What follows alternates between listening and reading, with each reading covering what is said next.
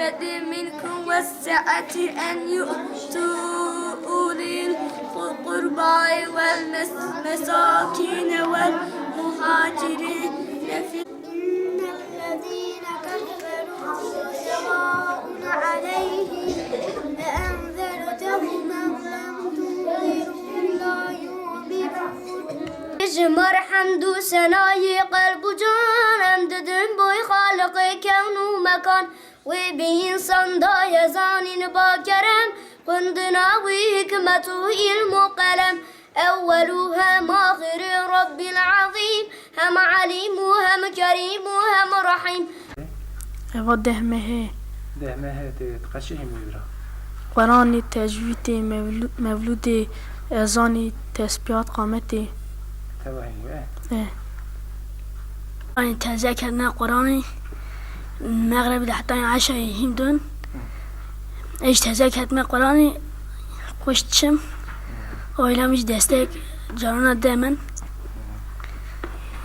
خوشم نميجا خوش هندون نميج تكن از قرآن خود خودم بيجي أظاني زان ماما أبي من چتن داله إجا خوش قرآن خود خودن سه خواجی من مرا که یاردم جید و عالمش مرا یارد عالمش ممنونم. ابزام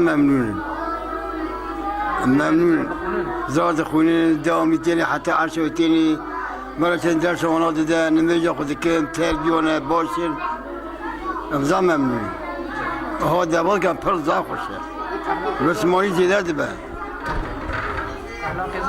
زا خوشه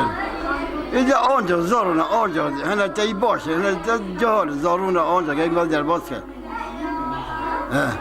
بلکه خود حضرت دهال اقوات آنها زیده به ام دهال لاواز کرد ام رجایت کرد را دوام بکن خلا ایشی خوی بکن دهاش بیرنده دهال همه خودیه ام خودی که سیدا راضی به اوجی بوسه چدی را کرد چدی هاتیه درس آمان زیارده ماشاءالله تام چل فقیه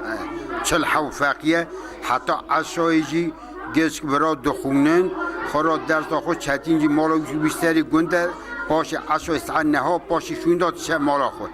ولی درس زبرنده آیا خود گندیاجی راضی به چدینجی راضی به آیا ام زبجی میمونه الحمدلله چوش کرد چل فقی و تازه گنده مدا در کتی اوج خوره هنگاه قرآن ختم کننده حدث مولودی کنه هنگاهی و قرآن خود خونه تازه زبرنده موانزا الحمدلله رنده آها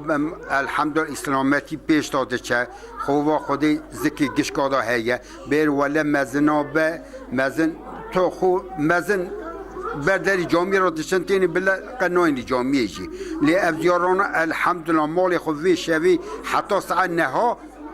هی جامعه دانه ها الحمدلله خوب خودی زکی مانده هیه